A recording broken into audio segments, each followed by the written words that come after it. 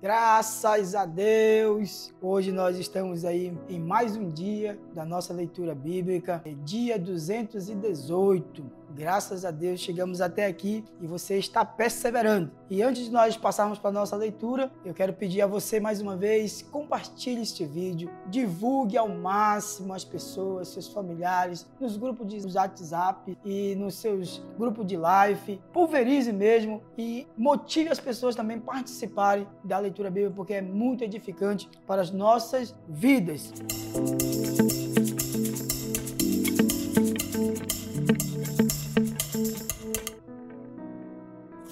Vamos que vamos. Hoje a nossa leitura é no 2 Reis, capítulo 19, livro de Naum, capítulo 1 e 2 Coríntios, capítulo 7. Bom, meus queridos, nesse capítulo de 2 Reis, no capítulo 19, ele relata sobre a predição da libertação de Jerusalém. O que é isso? O que é predição? Ele está dizendo que Jerusalém vai ser livre, vai andar novamente debaixo das bênçãos de Deus. E aí quem faz esse relato, porque acontece que alguns reis, eles desviam, você já percebeu durante essa leitura do livro de 2 Reis, eles desviam do caminho e aí tem que vir um outro rei para estabelecer a ordem, adorar o nosso Deus vivo, e aí as coisas se tornam tudo em seu devido lugar novamente. Por isso, então, é necessário sempre alguém vir e anunciar. Deus tira, abate um rei que foge da adoração a ele e levanta um rei que volte a adorar o nosso Deus. E na época de Ezequias, que ele era o rei da cidade, ele estava apavorado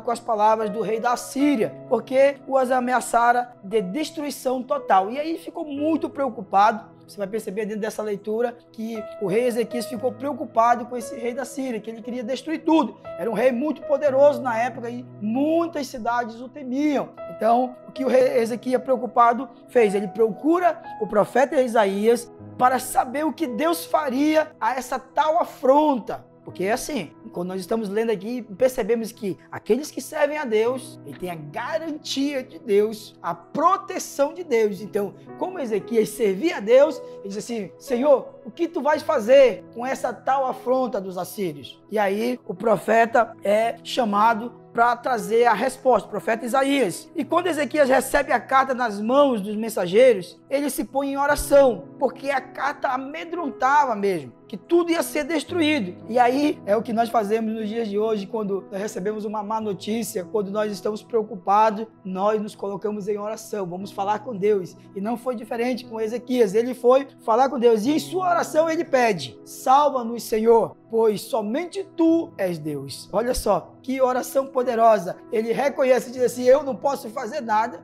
por mais que eu tenha um exército, por mais que eu seja um rei, eu não posso fazer nada. Só o Senhor é Deus. Tu és o Todo-Poderoso, faça alguma coisa e nos socorre. E o Senhor respondeu, lhe dizendo: fique em paz, pois os assírios não os atacarão, e pelo mesmo caminho que vieram, eles voltarão. Olha só, quando você tem um coração alinhado com o coração de Deus, quando você reconhece a soberania de Deus, quando você entrega tudo nas mãos de Deus, olha o que Deus faz. Você fala para Ele e imediatamente Ele te traz uma resposta, porque não é eu, não é você que resolvemos as coisas, mas sim o nosso Deus. E pode ter certeza, diante dessa história, que Ele nos responde em toda e qualquer situação. Então ele diz assim: os assírios virão sim, pelo um caminho, mas pelo mesmo caminho eles vão voltar. No livro agora, querido, de Naum, no capítulo 1, o profeta Naum, ele faz uma advertência contra Nínive e relata sobre a ira do Senhor, porque o rei de Nínive naquela época,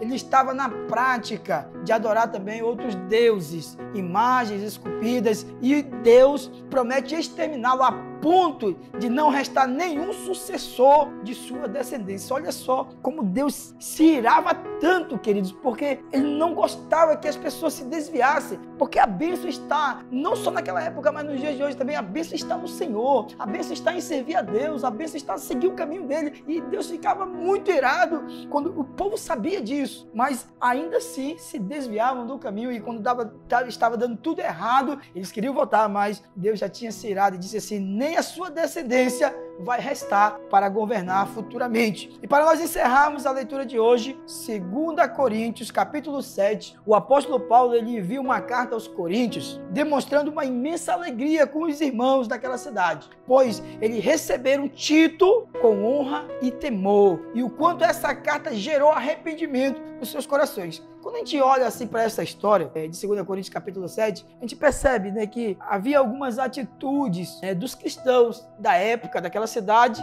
a respeito de Tito, que era enviado de Paulo. E não era só Tito, mas ele tinha vários irmãos que Paulo estava pregando em outras cidades e sempre ele deixava alguém para cuidar de onde ele tinha saído. E ele sempre pedia, com muito amor, com muito carinho, honre, respeite, ouça a direção desta liderança. E era isso que aconteceu com Tito. Talvez chegou aos seus ouvidos que não estavam honrando, não estavam respeitando Tito. E aí ele manda uma carta e tudo agora é revertido e tudo flui novamente naquela cidade, tudo flui novamente naquela igreja, tudo flui novamente naquela região, porque acontece a honra e o temor. E aí Paulo se alegra porque gerou arrependimento naquele povo. E para nós fecharmos agora a nossa leitura do dia de hoje, nós vamos ler aqui no versículo 1, capítulo 7 de 1 Coríntios, que diz assim, amados, visto que temos essas promessas, purifiquemo-nos de tudo o que contamina o corpo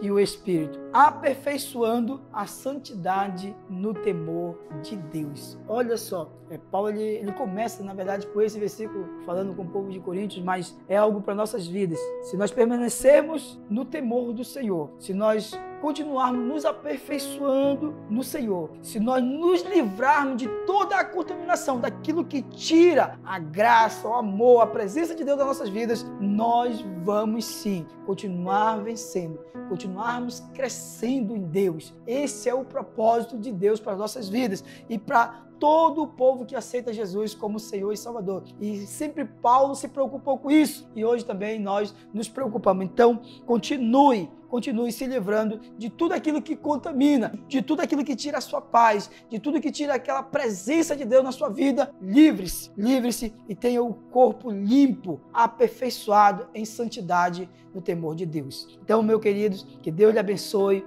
por mais este dia e que Deus continue derramando da sua presença na sua vida e até a próxima, se Deus quiser. E não esqueça, compartilhe esse vídeo em nome de Jesus.